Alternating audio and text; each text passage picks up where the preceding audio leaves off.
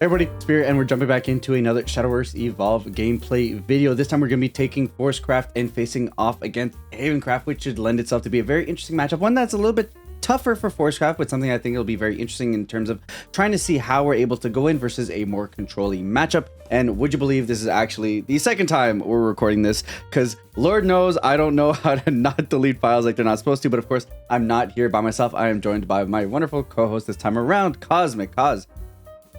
I'm doing good, ready for round two. We might as well be going for a best of three at this rate.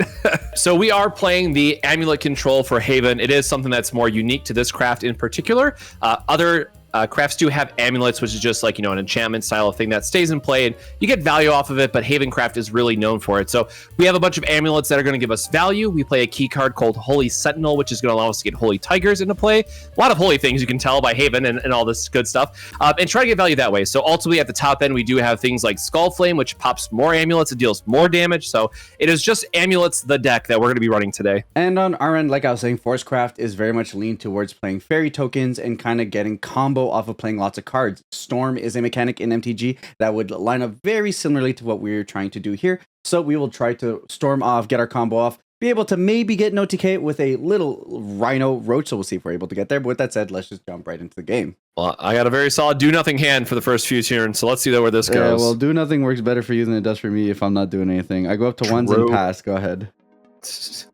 I go up to ones and also pass. All right, twos, draw, pass. Yep. Go up to two, draw. Oh, okay. Well, I can at least get something on the board. But I don't want to even crack it. That's the, yeah, one in. Man, do I want the 2 damage? Do you want the 2 damage? No, because it opens. No, because it opens up to you getting ping stuff. No, amulet pass. All right, threes, draw for turn. At 3, I can put a body. I mean, it's better than not having a body, right? Go down, spend 3, play the Elven Princess Mage just for tempo, and then go. That's actually fine. It's a draw. It'll do things. Hey, all right, we can tutor some stuff. I will pay all 3 because there's no point of doing anything else. Mm-hmm. I am going to get my control piece, and thank God I can shuffle. Whoop, Holy Sentinel. Nope, that's not a Holy Sentinel. That's the other 5 cost. I do not get to tutor board wipes. That would be great, though. There we go. Holy Sentinel. I'm sure your deck operates fine without Holy Sentinel, right? No. Pass to you. All right, up to 4s. Draw. Now we'll start with a swing for 3. Yeah, that's actually just still a relevant 3 damage. Then I'll pay 1, play the Harvest Festival. Then I'll pay 1 to play Nature's Guidance, bouncing back to Festival. That'll cause me to draw 2. Then I'll pay 1 to play out May. I'll go ahead and ping your 2/2. Yep. And then I'll pay 1 to Nature's Guidance, bouncing the May, drawing a card, oh, sure, and okay. popping the guy. It's just that. That's fine. That leaves me 7 in hand. That'll be your go. All right, up to 4. I'm honestly tempted just to execution because it also denies the fairies. No, I think I need to set up the bigger plays on a following turn. So we are going to Jean here to deal 2 damage to you. So to everything on the board, excuse me. And just pass because it costs 4 and I can't evo this turn. Yeah, so I have a 3/1 Elven Mage. Go to 5s. We'll draw. Interesting. How kind of you to let that on board for me. No! Let me evo it next turn. We'll just start with the 3 to the face. Yep, 14. And then we'll spend 3 to go into Rose Gardener. And then I will evo for 1 to go into Evolve Rose Gardener. And we'll return Jeanne d'Arc to your hand. And then I will spend... Will I? I mean, now at this point, I know that if you try to do that again, I'm just going to lose stuff off my board. So what do I mind not losing? In this matchup, I don't mind losing a Ding Dong. We'll board it, just in case for whatever, and that'll be your go. I will go up to 5. I will draw. And no surprise, you're just going to force me to use it this turn. So I won't get Jean's benefit, but I am going to Evo and deal 4 to the board and not get to actually boost up anything on my side of the field. So it is just a 4/5, and you will draw a card. Yep. And I will pass. Go to 6s. Draw a card. Pay 6. Go into Aria. Yep. Yep.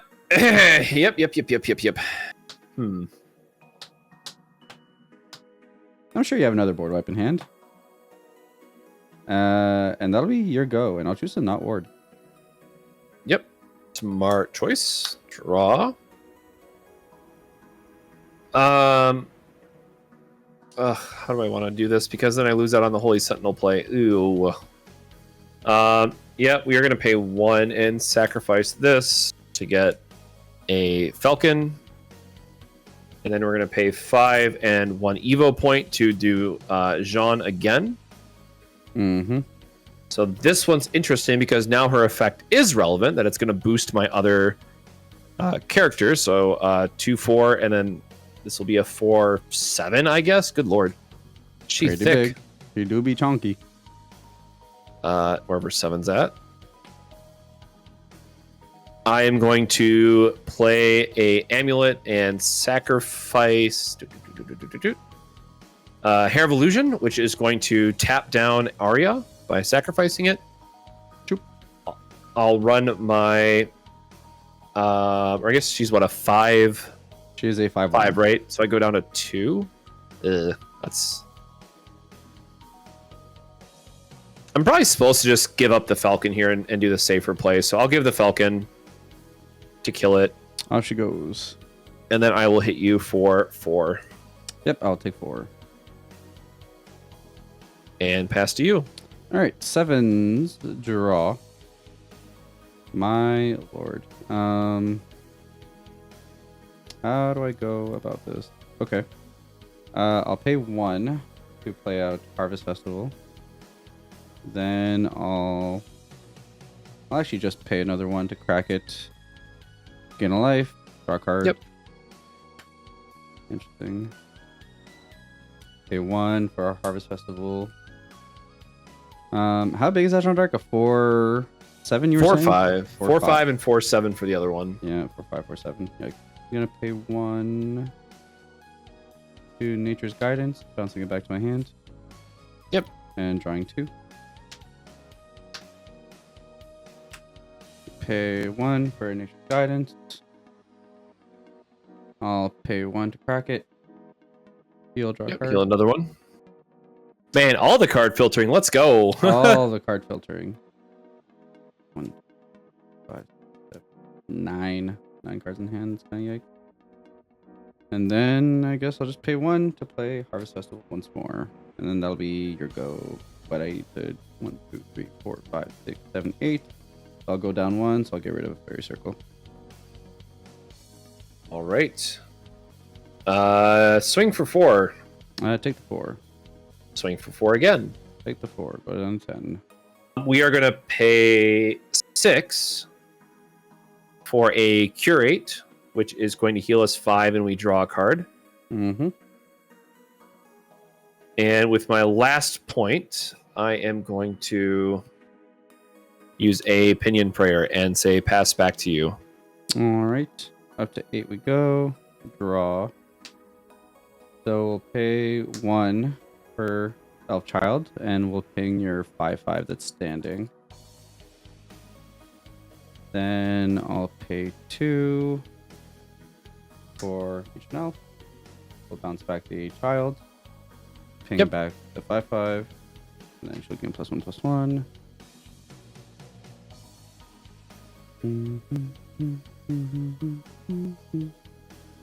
So we're at a 3/3.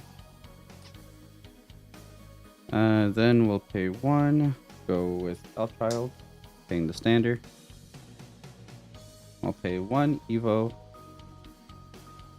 Go into Ancient Elf here. Bounce the child. Will get us up to 5/5. Nope, so only playing 3. Then we'll go ahead and pay the 1 for child. Finish it off. Yep. Then Ancient Elf will swing into the 4/5. Yep. Down to 1. I think the most reasonable line here is probably just pay 1, crack this, we'll gain 1, and draw a card.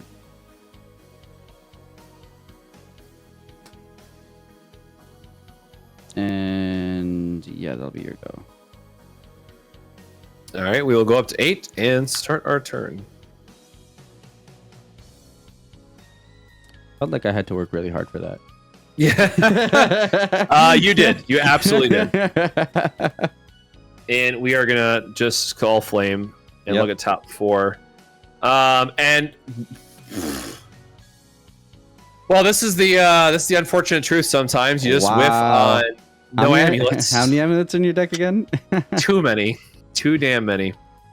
But this is also why we kind of set up an insurance, because we do have the Pinion Prayer on board. We will use our last point to sacrifice it, deal 2 damage to you and everything on your board. Everything goes.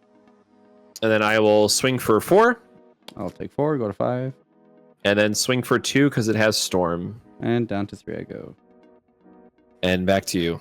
All right, 9s. Draw.